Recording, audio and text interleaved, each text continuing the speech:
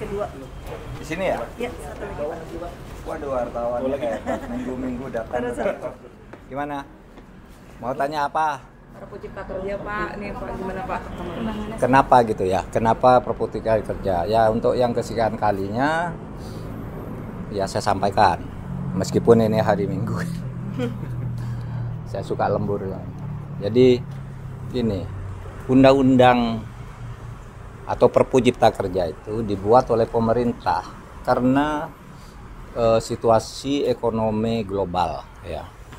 Ini saya bicara dunia global seperti halnya di sidang-sidang kabinet. Saya katakan bahwa kalau saya tidak ikut sidang kabinet, mungkin saya ikut ngeritik ini undang-undang Cipta Kerja. Tapi karena saya ikut sidang kabinet, saya tahu ada hal-hal yang harus segera dikeluarkan tanpa harus melanggar undang-undang meskipun tidak membuat undang-undang, yaitu Perpu Cipta Kerja. Karena apa? Tahun 2023 itu dunia internasional sudah pasti akan mengalami perfect storm. Apa itu? Badai ekonomi. Itu akan terjadi resesi, inflasi, stagflasi, krisis energi, dan sebagainya. Nah, 4 lembaga keuangan internasional menilai Indonesia akan mengalami masalah di dalam pertumbuhan terkait dengan perkembangan ekonomi global. Apa 4 lembaga itu? Yaitu satu World Bank, Bank Dunia, yang kedua IMF, yang ketiga EDB, yang keempat OECD, ya, Organization for Economic Cooperation Development. Memperkirakan Indonesia itu pertumbuhannya di tahun 2023 hanya akan berkisar antara 4,7 sampai maksimal 5. Sementara proyeksi atau target kita pemerintah untuk menjaga stabilitas ekonomi kita, targetnya minimal 5,3. Oke? Nah, itu situasi global. Kemudian akan terjadi resesi ekonomi dunia udah pasti. Lalu geopolitiknya, perang Ukraina dan Rusia ini akan menyebabkan juga terjadinya krisis energi, lonjakan harga-harga, inflasi juga akan dipengaruhi lagi oleh situasi geopolitik, sehingga pemerintah harus melakukan antisipasi berdasar hitungan-hitungan lembaga ekonomi dunia itu. Antisipasinya apa? Harus membuat kebijakan strategis dari sekarang untuk menyelamatkan rakyat, untuk menyelamatkan ekonomi Indonesia.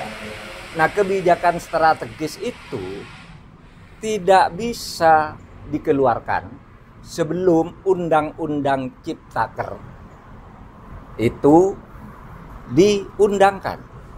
Karena Undang-Undang Ciptaker yang ada oleh DPR, oleh MK, ya, harus diperbaiki dalam waktu 2 tahun dengan cara memasukkan dulu sistem Omnibus Law di dalam tata hukum kita.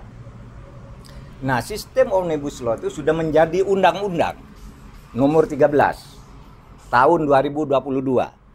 Sudah diuji ke MK oleh masyarakat, sah. Nah, sekarang tinggal Undang-Undang Ciptakernya.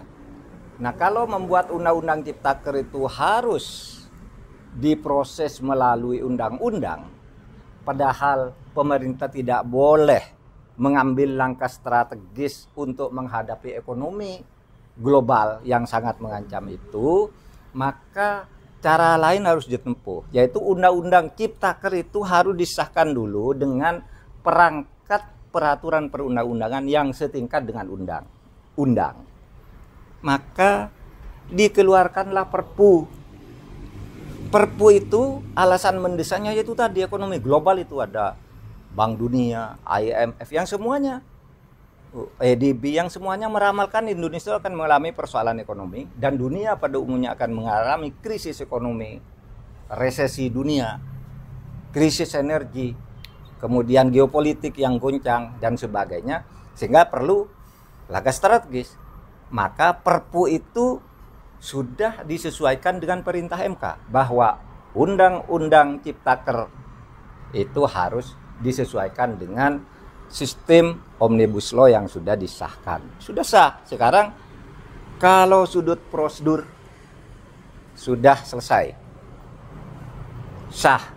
Bahwa ada yang mengatakan wah itu tidak semacam-macam gitu, itu bukan prosedur, bicara materi. Nah kalau bicara materi nanti di DPR.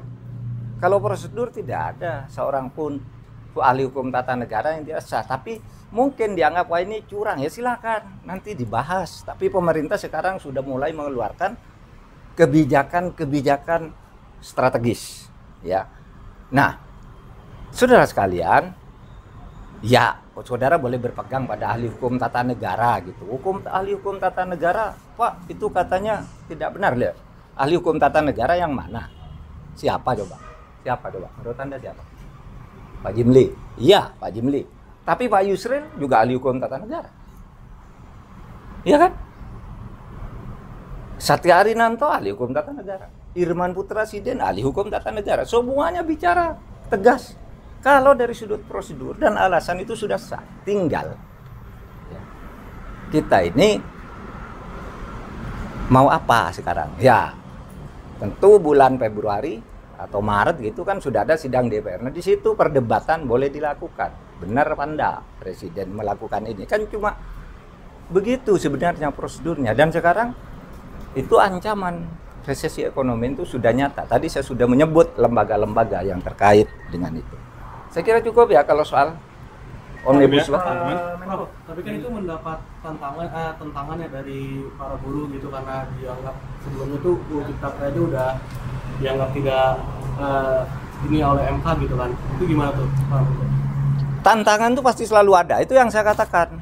Kalau Anda bicara sah gitu ya, dan ini sah. Kalau bicara nanti pasti ditantang oleh buruh, itu sudah pasti. Nunggu undang-undang pun sudah pasti. Sekarang itu undang-undang belum ada aja sudah di judicial review.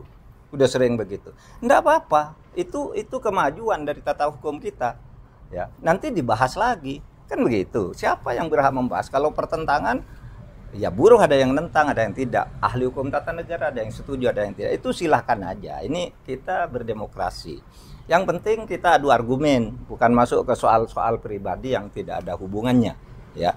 Adu argumen saja, mari. Nah, kalau Anda menang di dalam adu argumen itu, nanti kan bisa menjadi hukum. Ada prosedur-prosedur. Tidak ada seorang pun yang berhak melarang pemerintah suruh menunggu seseorang yang tidak setuju. Gitu. Kalau itu memang diperlukan, itu perlunya ada pemerintah, gitu. Makanya saya katakan seandainya saya ini dosen yang bukan anggota kabinet, mungkin saya ikut ngeritik karena saya tidak tahu. Tapi sesudah saya tahu peta dunia yang dipresentasikan di berbagai sidang kabinet untuk memilih apakah ini perpu, apakah undang-undang, perdebatannya dalam, oh iya, sah kalau urusan sah. Saya yang bertanggung jawab bahwa ini sah. Nah isinya disetujui nanti di DPR.